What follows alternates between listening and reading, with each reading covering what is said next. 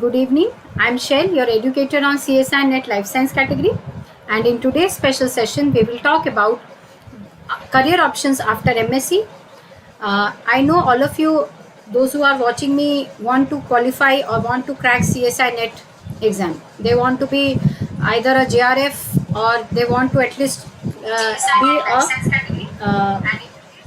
either they either want to be either at least want to qualify for LS और JRF. लेकिन अगर CSI net के अलावा भी कुछ ऑप्शंस को कंसिडर कर लिया जाए MSc के बाद तो इसमें कुछ हार्म नहीं है. It will be only good for you.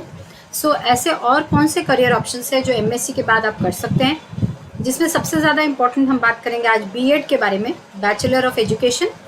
और बैचलर ऑफ एजुकेशन MSc के बाद अगर करेंगे तो उसके क्या फ़ायदे हैं, क्या नुकसान हैं, और अगर आपने बैचलर ऑफ एजुकेशन किया तो उसके बाद आपको क्या फ़ायदे हो सकते हैं, कैसे करेंगे, क्या है इसमें पढ़ाई, क्या सब कौन सी बुक्स को फॉलो करना होता है, और अगर आपके पास BSc MSc और BEd की डिग्री है तो फिर आप किस किस जगहों पे अप्लाई कर सकते हैं. तो ये सारी चीज़ों के बारे में हम बात करेंगे. तो शुरू करते हैं. बैचलर ऑफ एजुकेशन अगर देखा जाए एक काफ़ी अच्छा ऑप्शन है. BSc MSc के स्टूडेंट्स कंसिडर करते हैं काफ़ी बार. मैं खुद एक BSc BEd की हूँ. मैं खुद एक BEd मेरे पास डिग्री है.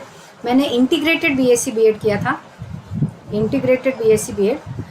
तो BEd जो है वो वैसे अगर अलग से किया जाए, इंटीग्रेटेड फॉर्म में ना किया जाए, तो it is a 2 years course. ठीक है, तो 2 years कोर्स होता है वैसे तो BEd.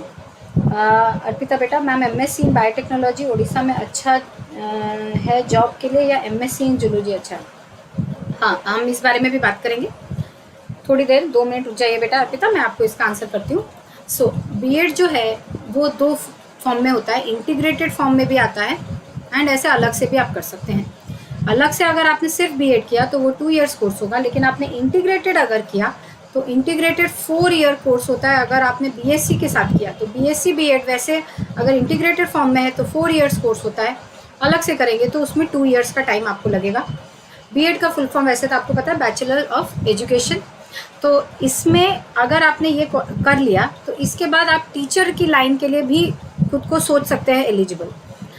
LS और JRF, आपने JRF करने के बाद आप PhD के बारे में सोच सकते हैं. नहीं तो JRF के बाद आप लेक्चरशिप और असिस्टेंट प्रोफेसर ये सब के बारे में सोच सकते हैं.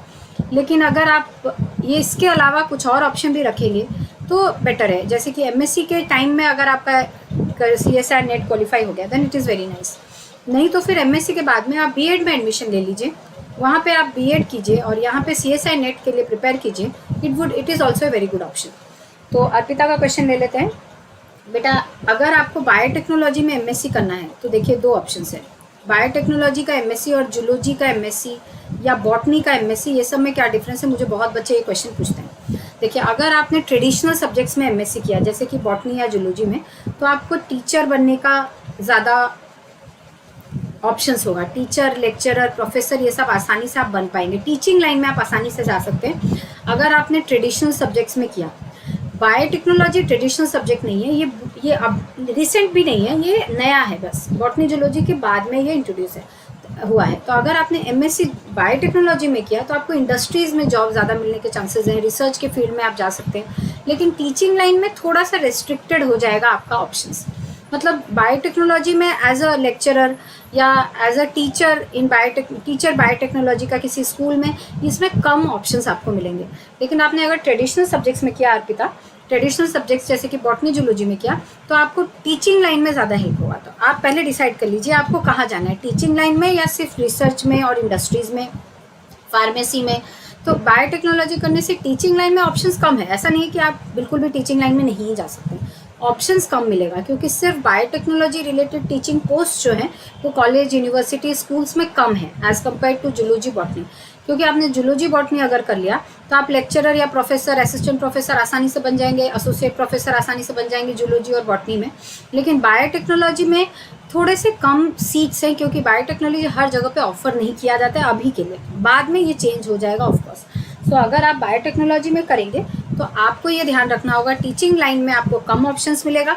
लेकिन हाँ, आप रिसर्च में जा सकते हैं, इंडस्ट्रीज़ की जॉब में जा सकते हैं, फार्मेसी में जा सकते हैं, बहुत सारे दूसरे ऑप्शंस आपको मिल जाएंगे बायोटेक्नोलॉजी में. So it all depends upon your aim कि आपका एम क्या है, तो आप दोनों में से एक चीज़ चूज़ कर सकते हैं। अर्पिता बेटा समझ में आया आपको? एक सेकेंड, मुझे रिसर्च के साथ टीचिंग में जाना है तो क्या ठीक रहेगा? ओके बेटा, तो फिर जूलॉजी आप कर लीजिए। अगर आपको टीचिंग में भी मन है तो जूलॉजी या बॉटनी कर लीजिए, क्योंकि जूलॉजी बॉटनी से होने से रिसर्च में कोई आपको रेस्ट्रिक्शन नहीं है, आप रिसर्च में आराम से जा सकते हैं। बेटा ये जस्ट सजेशन है, मैं आपको जस्ट सजेस्ट कर रही हूँ। अगर आप टीचिंग में सिर्फ सोच रहे हैं तो सिर्फ जूलॉजी आपके लिए बेस्ट है, लेकिन आप टीचिंग रिसर्च दोनों का ऑप्शन रख रहे हैं तो जूलॉजी होने से टीचिंग में आपको बेटर ऑप्शंस होगा एज़ कम्पेयर टू बायोटेक्नोलॉजी।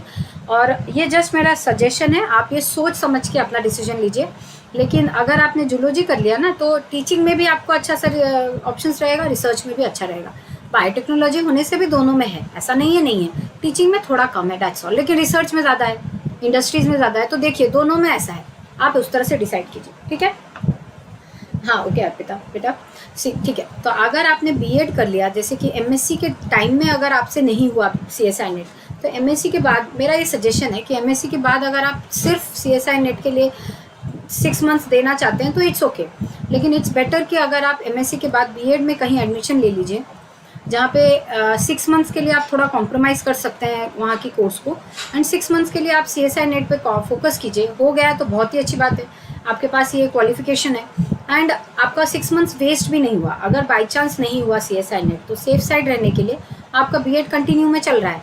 तो बीएड एक ऐसा सेफ साइड ऑप्शन है जिसके बाद में आपको श्योर जॉब मिलने के चांसेस हैं, क्योंकि बीएड एक क्वालिफाइंग डिग्री है, एक ऐसा है टेक्निकल आप बोल सकते हैं, जैसे कि आईआईटी या एनआईटी वगैरह में जैसे टेक्निकल, जैसे इंजीनियरिंग के लिए आप जैसे बीटेक या एमटेक की बात करेंगे तो बीटेक एमटेक के बाद आप ये श्योर हो जाते हैं कि हाँ हमको मिलेगा, जॉब मिलेगा। वैसे बीएड के बाद भी जॉब के चांसेस 99% हो जाते हैं। सोनिया बेटा thank you all of you.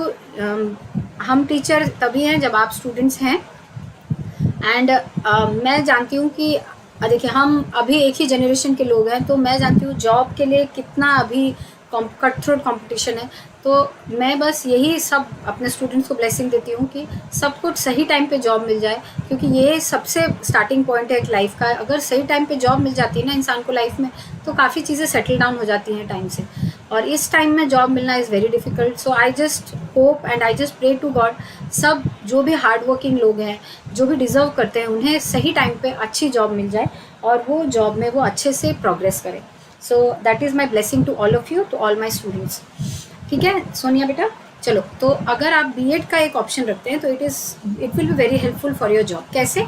तो देखिए अगर आपने बीएससी एमएससी एंड बीएड किया है, so you will be eligible to be a teacher at +2 level, 10th level के लिए भी, मतलब आप फर्स्ट से लेकर 12th तक सबको पढ़ा सकते हैं अगर आपके पास एमएससी की डिग्री है। ठीक है, अगर एमएससी की डिग्री है तो आप 1 से लेकर 12 तक सबको पढ़ा सकते हैं अलॉन्ग विद बीएड। अगर आपने सिर्फ बीएससी एंड बीएड किया है, एमएससी नहीं किया है, तो you will be eligible to teach only up to 10th। And अगर आपके पास एमएससी की डिग्री नहीं है तो आपको क्वालिफाई करना पड़ेगा सीटेट या TET exams, central teacher eligibility test या टीचर एलिजिबिलिटी टेस्ट। ये तब होता है जब आपके पास एमएससी की डिग्री नहीं है।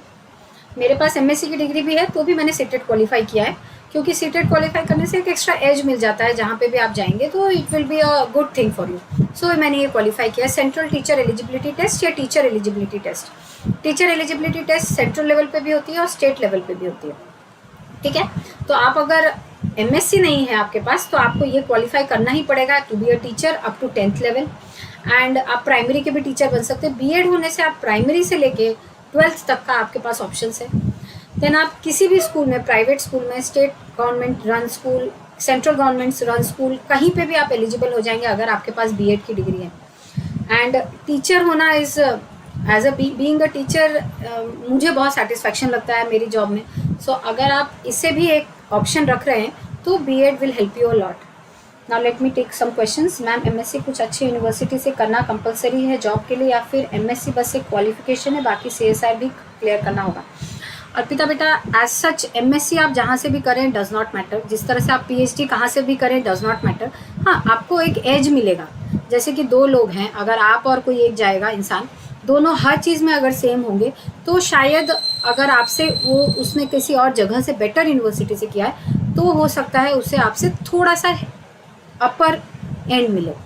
आप एमएससी कहाँ से भी करें डज नॉट मैटर, फ़र्क ये होना चाहिए आपके पास वो क्वालिटी होनी चाहिए। एमएससी जहाँ से करने से कोई फ़र्क नहीं पड़ता है, आपको अच्छी बुक्स का नॉलेज होना चाहिए, आपकी नॉलेज बहुत अच्छी होनी चाहिए। सीएसआई नेट अगर आपने अच्छे से क्वालिफाई कर लिया तो एमएससी आप जहाँ से भी करें कोई देखने वाला नहीं है, आप पीएचडी जहाँ से भी करें कोई देखने वाला नहीं है। अगर आपका टॉपिक अच्छा है, आपका रिसर्च पेपर्स अच्छे जर्नल में पब्लिश हो रहे हैं, आपका काम अच्छा है, आप अपने काम को अच्छे से प्रेजेंट कर पा रहे हैं, आपका काम ह्यूमन सोसाइटी के लिए कुछ हेल्प कर सकता है, तो आप हर जगह पे आपके काम को रिकॉग्निशन मिलेगा। वो यूनिवर्सिटी कोई मैटर नहीं करता है। लोग यूनिवर्सिटी के पीछे इसलिए जाते हैं, अच्छी जगह के लिए इसलिए जाते हैं क्योंकि अच्छी जगह पे एक्सपोजर अच्छा होता है। जैसे कि आप अगर बहुत ही अच्छी जगह से आपने एमएससी किया, आपको एक्सपोजर अच्छा मिलेगा। क्यों? वहाँ पे लाइब्रेरी बहुत अच्छी होगी, अच्छे बुक्स वहाँ पे मिलेंगे, वहाँ पे हाई क्लास स्टूडेंट्स आएंगे जिनका हाई लेवल है, उनके साथ आप कॉम्पीट करने की कोशिश करेंगे तो ऑफकोर्स आपकी पढ़ाई अच्छी होगी, आप अच्छे टीचर्स के कांटेक्ट में आएंगे, अच्छी रिसोर्सेज आपको मिलेंगे, आप अच्छे सेमिनार्स अटेंड कर सकते हैं क्योंकि एमएससी के टाइम में सेमिनार्स अटेंड करना बहुत इंपॉर्टेंट है। अब देखिए, आप जब एमएससी कर रहे हैं आप बहुत सारे सेमिनार्स को अटेंड करने की कोशिश कीजिए। मैं जिस यूनिवर्सिटी से हूँ वहाँ पे वीकली सेमिनार्स होते थे 2 दिन, और हम पीएचडी स्टूडेंट्स का भी प्रेजेंटेशन देखते थे। फिर हम बाहर स्टेट के बाहर जाते थे सेमिनार्स देखने के लिए, नेशनल लेवल, स्टेट लेवल। तो आपको जहाँ पे भी, अभी तो कोविड की वजह से ऑफलाइन नहीं हो रहा है, तो ऑनलाइन आप जितने हो सकें देखिए, सुनिए। ऐसा नहीं कि ऑनलाइन है तो आप ऑन करके बैठ गए, सुनिए, ये सब आपको हेल्प मिलेगा, सर्टिफिकेट्स आपको हेल्प करेंगे। तो अच्छी जगह से करने का यही फ़ायदा है, आप बहुत सारा एक्सपोजर आपको मिलेगा। इसका मतलब यही नहीं कि अगर आपको बहुत अच्छी जगह पे नहीं मिला तो आपका करियर ख़राब है, कुछ नहीं होगा। बस आप वहाँ जो रह के कर सकते थे वो यहाँ पे रह के कीजिए, क्योंकि अच्छी जगह पे अगर नहीं है तो भी आप सेमिनार्स खुद से कर सकते हैं। खुद आप टच में रहिए अच्छे स्टूडेंट्स के साथ में, कहाँ अच्छा सेमिनार हो रहा है, ऑनलाइन में कौन से सेमिनार्स हो रहे हैं, सब अटेंड कीजिए, एक्सपोजर रखिए, अच्छी बुक्स को पढ़ने की प्रैक्टिस रखिए। एमएससी के टाइम में वही सबसे बड़ा आपका अचीवमेंट होगा। अगर आप सारे स्टैंडर्ड बुक्स को आप उसके साथ में आप फेमिलियर अगर हो जाएंगे ना, लेनिंजर आपको पढ़ने की आदत हो गई, आपको वॉटसन पढ़ने की आदत हो गई, आपको एल्बर्ट ब्रूस पढ़ने की आदत हो गई, आपको वॉइट एंड वॉइट पढ़ने की आदत हो गई अगर एमएससी के टाइम में, दैट इज़ एन अचीवमेंट। उतना ही काफ़ी है, आप किसी भी यूनिवर्सिटी में रहे कोई फ़र्क नहीं पड़ता। ठीक है बेटा। अर्पिता बेटा, सोनिया मैम आईसीएमआर के लिए लूसेंट पर पढ़ रही हूँ आजकल, सर में दर्द हो रहा है एंड बायोस्टैटिस्टिक्स है पूरा करने का, सिलेबस 1 डे में करूँगी।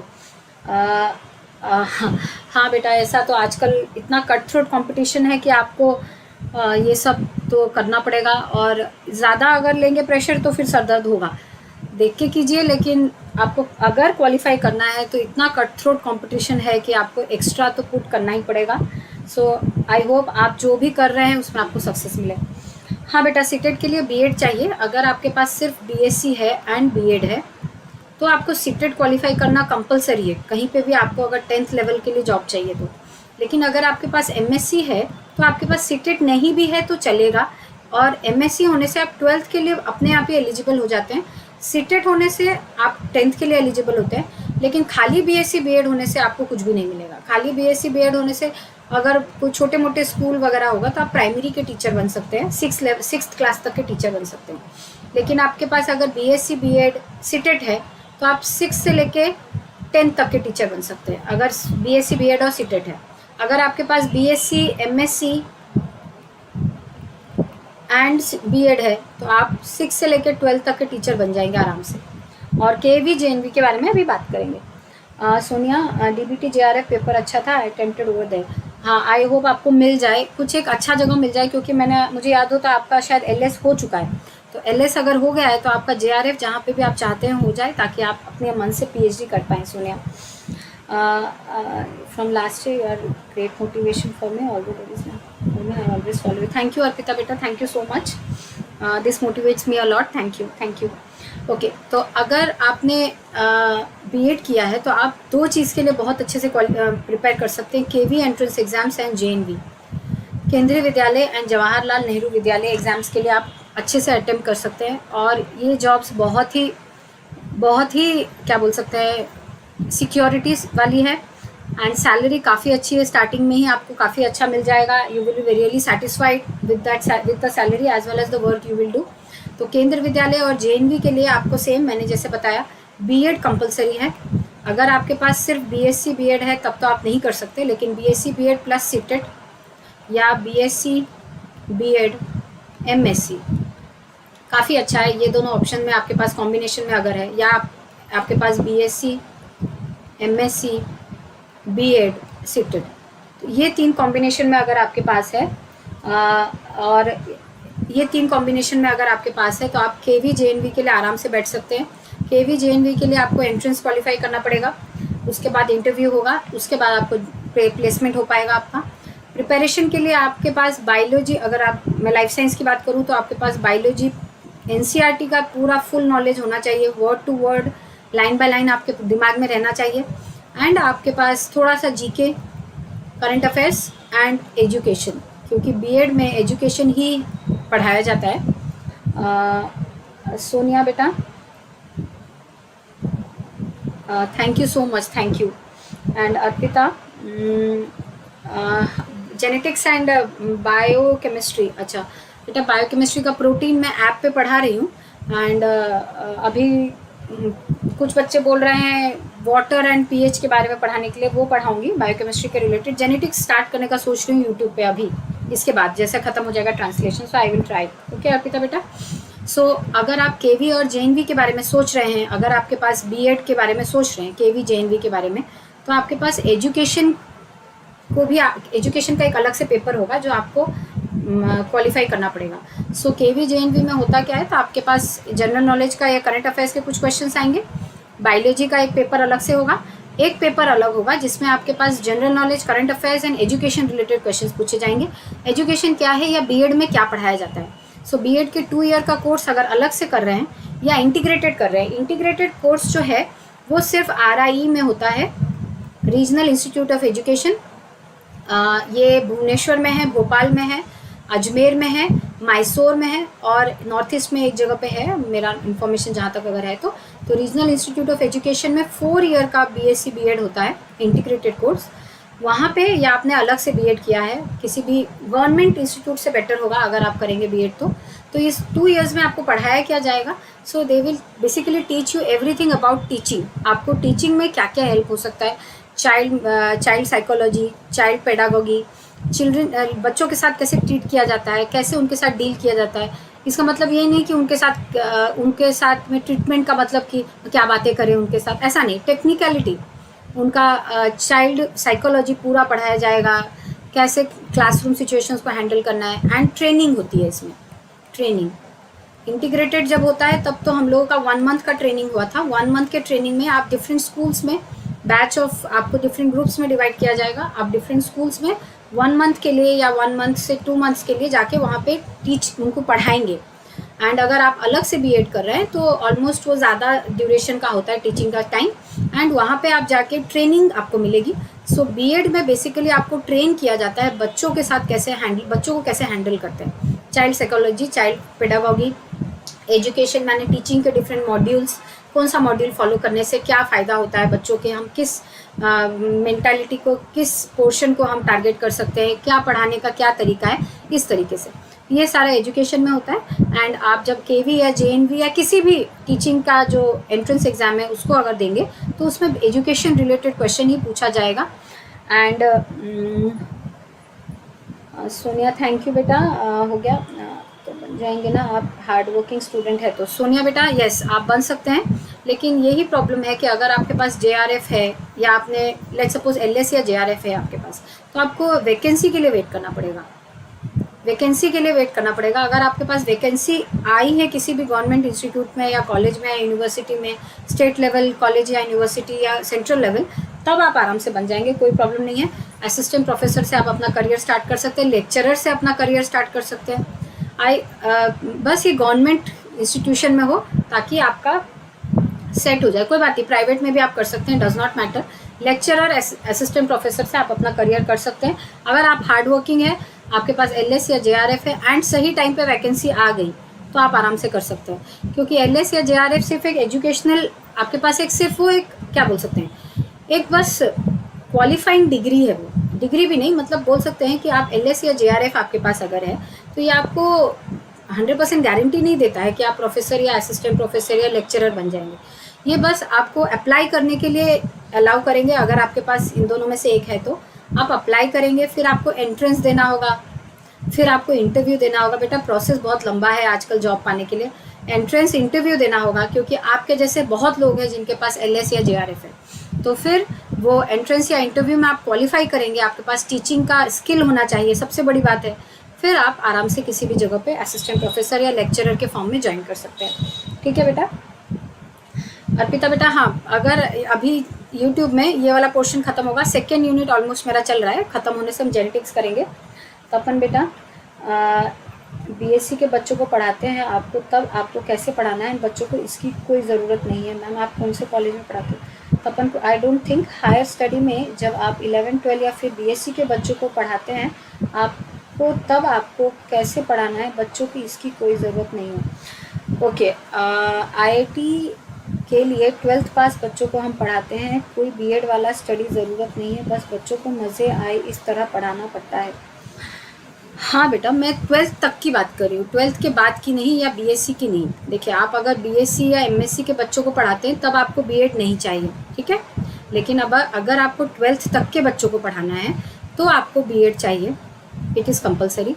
एंड जो मैं बोल रही हूँ कि आपको टीचिंग स्किल्स सिखाते हैं एजुकेशन के टाइम में, जब आप एजुकेशन पढ़ रहे हैं, BEd कर रहे हैं, आपको टीचिंग स्किल्स सिखाया जाता है। देखो बेटा, बच्चों को मज़े आए, ये सारी चीज़ें मैं मानती हूँ। आप BEd ना भी करें तो भी आप एक बहुत अच्छे टीचर हो सकते हैं, लेकिन ये एक क्वालिफिकेशन है। आपको अगर किसी गवर्नमेंट रन इंस्टीट्यूट में, गवर्नमेंट रन स्कूल में जाना है, आपके पास BEd होना कंपलसरी है। तपन बेटा मैं वो बात कर रही हूँ, ठीक है। एंड अगर आपके पास BEd नहीं है तो भी आप अच्छे टीचर नहीं होंगे, ऐसी ज़रूरी बात नहीं है। मेरे पास है, बस ये मैं एक बात बता रही हूँ, ठीक है। अगर BEd नहीं भी है then also you can be a good teacher, a great teacher. एक टीचर की क्वालिफिकेशन से ज़्यादा इंपॉर्टेंस रखता है कि उसकी प्रेजेंटेशन कैसी है। टीचर के पास अगर दो लोग अगर हैं जो टीचर है, एक के पास बहुत हाई डिग्री है, बहुत सारा नॉलेज है, लेकिन उसका बिहेवियर अच्छा नहीं है, वो अच्छे से प्रेजेंट नहीं कर पा रहा है, अपनी बातों को कन्वे नहीं कर पा रहा है, बच्चों की बातों को नहीं समझ पा रहा है। और वहीं पे एक टीचर है जो बहुत ज़्यादा, उसके पास क्वालिफिकेशन नहीं है, बहुत कुछ उसे नहीं आता है, फिर भी वो बच्चों से अच्छे से हैंडल कर पा रहा है, बच्चों को अच्छे से पढ़ा पा रहा है। क्वालिफिकेशन ना भी होने के बाद वो टीचर एक बेटर टीचर होगा ज़्यादा क्वालिफिकेशन वाले से। सो आई बिलीव कि अच्छा टीचर बनने के लिए अच्छी क्वालिफिकेशन या हाई फाई डिग्री ज़रूरी नहीं है। आपके पास एक जो सॉफ्ट स्किल्स बोलते हैं, जो ह्यूमन बींग्स के साथ इंटरैक्ट करने की स्किल होनी चाहिए, प्रेजेंटेशन स्किल्स होनी चाहिए, अपने आप ही हो जाएगा। उसके लिए BEd की ज़रूरत नहीं है। लेकिन अगर आप गवर्नमेंट रन इंस्टीट्यूशन में चाहते हैं, जैसे कि KV JNV, तो वहाँ के लिए तो ये क्वालिफिकेशन है। अगर आपके पास BEd नहीं होगा तो आप अप्लाई ही नहीं कर सकते। तपन बेटा मैं वो बात कर रही हूँ, ठीक है। लेकिन BSc MSc को बच्चों को पढ़ाने के लिए आपको नहीं चाहिए BEd, सिर्फ 12th तक के लिए चाहिए, ठीक है। हम इंडियंस को ही जॉब कंस्ट्रेंट्स है या यूरोपियन कंट्रीज़ में भी ऐसा होता है? सोनिया बेटा देखिए, इंडिया में ज़्यादा प्रॉब्लम है बिकॉज ऑफ पॉपुलेशन ज़्यादा है। And Indian population is a young population. अगर आप बात करेंगे तो हमारे इंडिया में बहुत यंग, जो रिप्रोडक्टिव एज में, जिसको हम as a in life science student, जो हमारा जो कर्व वो जो होता है एज का जो बनता है, pre reproductive, reproductive and post reproductive, तो हमारे कंट्री में प्री रिप्रोडक्टिव स्टेज में ज़्यादा पॉपुलेशन है। हमारे कंट्री में यंग पॉपुलेशन ज़्यादा है, तो हमारी कंट्री में जॉब के लिए रिक्वायरमेंट भी ज़्यादा है, लोग ज़्यादा है, इसीलिए थोड़ा कंस्ट्रेंट ज़्यादा है। यूरोपियन कंट्रीज़ में एक तो यंग पॉपुलेशन कम है, इतना जॉब के लिए है नहीं डिमांड, तो उस हिसाब से, और वहाँ पे डिमांड इतना ज़्यादा नहीं है, सप्लाई ठीक ठाक है। लेकिन हमारी कंट्री में डिमांड ज़्यादा है, सप्लाई की कमी है, population he at the end सारी प्रॉब्लम है। तो हमारी कंट्री में मुझे लगता है पॉपुलेशन के लिए age pyramid, yes Sonia yes, तो ये वाली ज़्यादा प्रॉब्लम है। या TGT PGT के लिए BEd चाहिए, बहुत गलत है ये। तपन बेटा TGT PGT के लिए BEd चाहिए, नहीं तो आपको नहीं मिलेगा। अगर आप TGT बनना चाहते हैं, ट्रेन ग्रेजुएट टीचर, आपको ट्रेन ग्रेजुएट टीचर होने के लिए अगर है तो आप 10th तक के बच्चों को पढ़ा सकते हैं। एंड आपके पास BSc BEd एंड CTET होना ज़रूरी है। अगर आप PGT बनना चाहते हैं, पोस्ट ग्रेजुएट टीचर, तो आपके पास BSc BEd MSc होना ज़रूरी है। CTET हो ना हो मैटर नहीं करता है। एंड अगर आप गवर्नमेंट रन इंस्टीट्यूट्स में जाना चाहते हैं तो you need to have a BEd and I don't think कि ऐसा कुछ है अभी तक निकला है कि बीएड के अलावा भी आप कर सकते हैं, मुझे नहीं पता बेटा तपन। लेकिन अगर आप बीएससी एमएससी के बच्चों को पढ़ाना चाहते हैं, बीएड नहीं चाहिए। लेकिन बीएड एक क्वालिफिकेशन है अगर आपको टीजीटी या पीजीटी बनना है, जो कि मैंने अभी बात किया। 10th तक के टीचर बनने के लिए, टीचर अगर हैं तो उसे टीजीटी कहा जाता है, ट्रेंड ग्रेजुएट टीचर। अगर 12th तक के बच्चों को पढ़ाना है then you will be a PGT, post graduate teacher. And primary teacher जो 1 से लेकर 5 तक के बच्चों को पढ़ाते हैं। 6 से लेकर 10th एक होता है बार, और 10th से लेकर 12th एक बार होता है। तो पीजीटी के टीचर्स जो होते हैं वो 10th को भी पढ़ाता है। ऐसा नहीं कि पीजीटी जो हमेशा 11th 12th पढ़ाते हैं, depending on school, depending on requirement 10th के बच्चों को भी कई बार पीजीटी पढ़ाते हैं। एंड अगर आप केवीजेएनवी में जाना चाहते हैं, you need to have BEd degree, ठीक है। एंड पीएचडी करने में कितना टाइम लगता है and is it a good experience? सुनिए बेटा, पीएचडी करने में डिपेंड करता है कि आपका कब रिसर्च खत्म हो जाए। 5 ईयर्स के लिए आपको फेलोशिप मिलती है, ये तो आपको पता होगा। 5 ईयर्स के लिए आपको फेलोशिप देगी, जहाँ से भी आपको अगर होगा आपका जेआरएफ तो आपको 5 ईयर्स के लिए पीएचडी मिलेगी, फेलोशिप मिलेगी। उसके बाद अगर आपका पीएचडी हो रहा है, कंटिन्यू कर रहा है, तो आपको उसके बाद करने के लिए खुद ही अपने आप को सस्टेन करना पड़ेगा। फेलोशिप यूज़ करने के लिए 5 ईयर्स है आपके पास।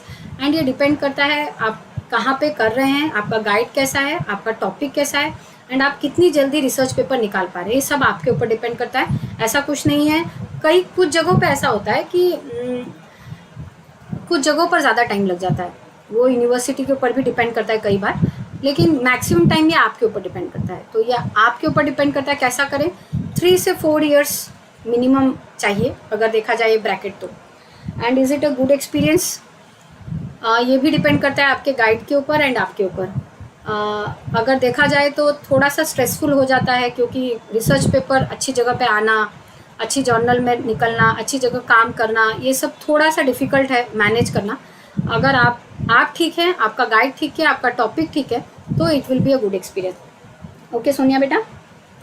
एंड पीएचडी करने के लिए ऐसा मत सोचिए कि बहुत ज़्यादा टाइम लगता है। अगर आपका टॉपिक अच्छा है, आपका अच्छा रिसर्च पेपर आ रहा है, तो 3 to 4 मैक्सिमम 5 ईयर्स में आपका हो जाएगा, ठीक है। और इसके बाद आई थिंक मैंने सबका आंसर कर दिया है।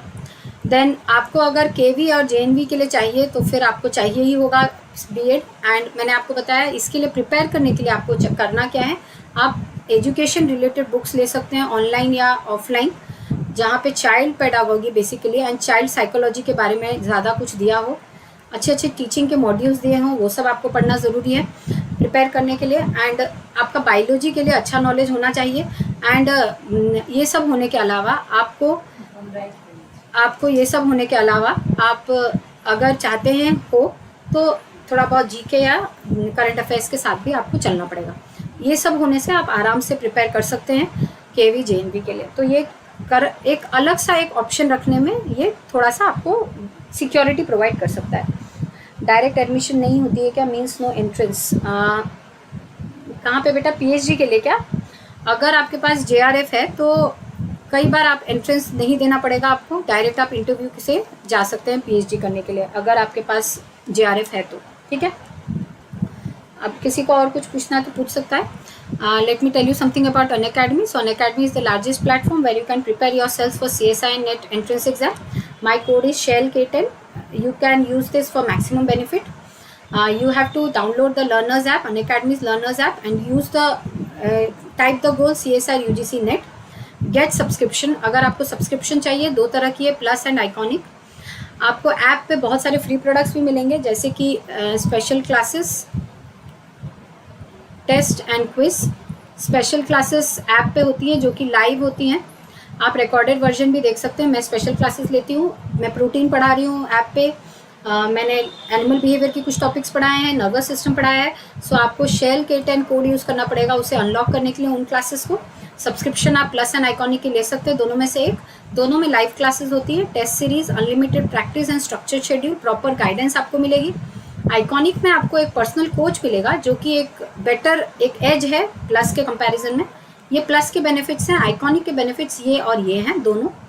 आप सब्सक्रिप्शन लेंगे कैसे? ऐप डाउनलोड करेंगे, अपना गोल टाइप करेंगे, सब्सक्रिप्शन का टाइप कौन सा लेना है, प्लस या आइकॉनिक, एंड उसके बाद आपके पास लिस्ट आ जाएगी। फिर आप अपना प्रोफाइल कंप्लीट करेंगे एंड पेमेंट करेंगे। यहाँ पे प्लस के चार्जेस की बात करें तो यहाँ पे प्लस का लिस्ट है। 1 मंथ का है 2900 टोटल, 3 मंथ्स का है 6250 टोटल, 2083 पर मंथ, 6 मंथ्स का 11600 टोटल, 1933 पर मंथ, 12 मंथ्स का है 14500 total, 1208 per month, and 24 months का है 20000 टोटल, 833 रुपीज़ पर मंथ। मेरा कोड यूज़ करेंगे शेल के 10 तो आपको 10% ऑफ मिलेगा। आइकॉनिक के सब्सक्रिप्शन के चार्जेस यहाँ हैं। 6 मंथ्स का है 18000 टोटल, 3000 पर मंथ, 12 मंथ्स का है 26000 total, 2167 per month, and 24 months का है 45000 टोटल, 1875 पर मंथ। मेरा कोड यूज़ करेंगे तो आपको 10% ऑफ मिलेगा एंड EMI में भी पेमेंट कर सकते हैं।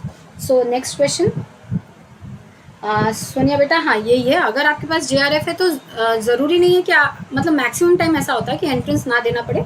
आप इंटरव्यू के अगर क्वालिफाई कर लिए तो भी आपको मिल जाएगा उस इंस्टीट्यूट या कॉलेज या यूनिवर्सिटी में।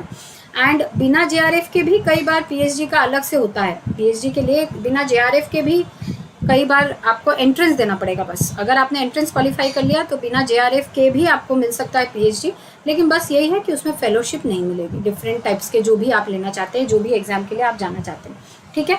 तो इस तरीके से B.Ed करने से, मैं बस आज B.Ed के बारे में बात कर रही थी, तो ये करने से आपको एक ऑप्शन, एक एक्स्ट्रा ऑप्शन आपके पास रह सकता है। अगर आप CSI नेट के लिए बहुत ज़्यादा सीरियस है एंड यू वांट इट, तब ये तो बहुत अच्छी बात है। तब इसमें फेलियर होने के चांसेस कम होंगे। अगर फेलियर हो गया बाय चांस तो ये एक बेटर ऑप्शन या साइड में एक ऑप्शन रख सकते हैं। एंड ये करने से कुछ नुकसान नहीं है, बस एक आपके पास एक क्वालिफिकेशन है। जैसे कि ये क्वालिफिकेशन अगर मेरे पास है तो इसके लिए मैं अभी यूज़ नहीं करूँ, मैं कॉलेज में ही पढ़ा रही हूँ, तो कॉलेज में पढ़ाने से B.Ed की ज़रूरी नहीं है, लेकिन मेरे पास एक क्वालिफिकेशन है और मैंने अपना करियर ही शुरू किया था स्कूल में पढ़ा के। सो सबका अपना अपना एम होता है, अपना अपना करियर ऑप्शन रहता है। B.Ed भी एक ऑप्शन है जिसके बारे में मैं बात कर रही थी, क्योंकि कुछ बच्चों ने पूछा था। तो अगर KV JNV के लिए प्रिपेयर करना है, आपको अलग से बुक्स मिलेंगी। For KV entrance exam preparation के लिए, JNV एंट्रेंस एग्जाम के प्रिपरेशन के लिए अलग से बुक्स मिल सकती हैं, जहाँ से आप पढ़ सकते हैं। And NCERT will be your best friend. NCERT class 11 12 का पढ़ लीजिए अच्छे से। अगर 12th के लिए कर रहे हैं, PGT के लिए प्रिपेयर करना चाहते हैं, TGT के लिए कर रहे हैं, तो 6 से लेकर 10 तक के सारे NCERT बुक्स आपके पास होनी चाहिए, साइंस के लिए आप करेंगे तो। एंड अगर आप TGT हैं तो आपको हो सकता है कि साइंस पूरा पढ़ाना पड़े, मतलब फिजिक्स, केमिस्ट्री, बायोलॉजी तीनों पढ़ाना पड़े। कई स्कूल्स में ऐसा होता है कि सिर्फ बायोलॉजी पढ़ाने को भी मिलता है, ऐसा भी हो सकता है। लेकिन PGT अगर होंगे तो आप सिर्फ बायोलॉजी पढ़ाएंगे। एंड कई स्कूल्स में ऐसा भी होता है PGT होने के बाद आपको बॉटनी, जूलॉजी के दोनों टॉपिक्स पढ़ाना पड़े। कई बार ऐसा भी होता है PGT होने से आप सिर्फ जूलॉजी के लिए अलग टीचर होता है, जूलॉजी के टॉपिक्स के लिए, एनिमल रिलेटेड टॉपिक्स के लिए, एंड बॉटनी या प्लांट रिलेटेड टॉपिक्स के लिए अलग टीचर्स होते हैं, ऐसा भी होता है। सो ये ओवरऑल डिपेंड कर रहा है कि आप चाहते क्या हैं। अगर एक ऑप्शन रखना चाहते हैं तो B.Ed भी आप कर सकते हैं। एंड अगर BSc अगर आपने अभी जस्ट किया है तो इट्स बेटर कि पहले MSc कर लें फिर B.Ed करें, क्योंकि MSc के बाद मतलब B.Ed के बाद MSc करना थोड़ा डिफ़िकल्ट हो जाता है। तो अगर BSc है आपके पास, आप सोच रहे हैं कि MSc में जाएं या B.Ed करें, तो बेटर है पहले MSc कर लें। B.Ed बाद में ही करना सही रहता है, क्योंकि B.Ed करने के बाद में उस टाइम में फिर पूरा आप डिसोरिएंटेड होने के चांसेस हैं। आपका जूलॉजी, बॉटनी जो भी मेन सब्जेक्ट है उसका नॉलेज थोड़ा कम पड़ जाएगा 2 साल में। सो इट्स बेटर कि BSc के बाद MSc कर लें फिर B.Ed कर लें। एंड इसी दौरान में आपके पास CSI नेट की भी क्वालिफिकेशन आ जाए, JRF या LS, आप लेक्चरशिप कर लें, या तो टीचर बन जाए, नहीं तो PhD की लाइन में चले जाएं, रिसर्च लाइन में चले जाएं, नहीं तो रिसर्च एसोसिएट बन जाए, कुछ भी, सारे ऑप्शंस आपके पास खुल जाएंगे इस तरह से चलने से। सो अब किसी और को कुछ पूछना है अगर तो I will answer, otherwise I think that's all for today's session. एक अच्छा ऑप्शन आप रख सकते हैं। ध्यान दीजिए, BSc MSc को बच्चों को पढ़ाने के लिए B.Ed नहीं चाहिए, सिर्फ स्कूल लेवल में पढ़ाने के लिए गवर्नमेंट रन स्कूल्स में, प्राइवेट में भी आप अगर अच्छे प्राइवेट स्कूल्स में जाएंगे तो भी आपको B.Ed चाहिए। एंड प्राइवेट स्कूल का भी जॉब का ऑप्शन काफ़ी अच्छा है, ऐसा मत सोचिए कि प्राइवेट स्कूल है तो अच्छा ऑप्शन नहीं है, ऐसा नहीं है। प्राइवेट स्कूल्स में भी आपको काफ़ी अच्छा ऑप्शन मिल सकता है, सैलरी काफ़ी अच्छी है। आप इस तरह से भी एक अगर ऑप्शन रखना चाहते हैं, it will help you a lot. So that's all for today's session. Thank you all. Thank you for watching. Thank you for asking. Thank you for responding. And all the best for all to all of you for your future, for your career. All the best for your job.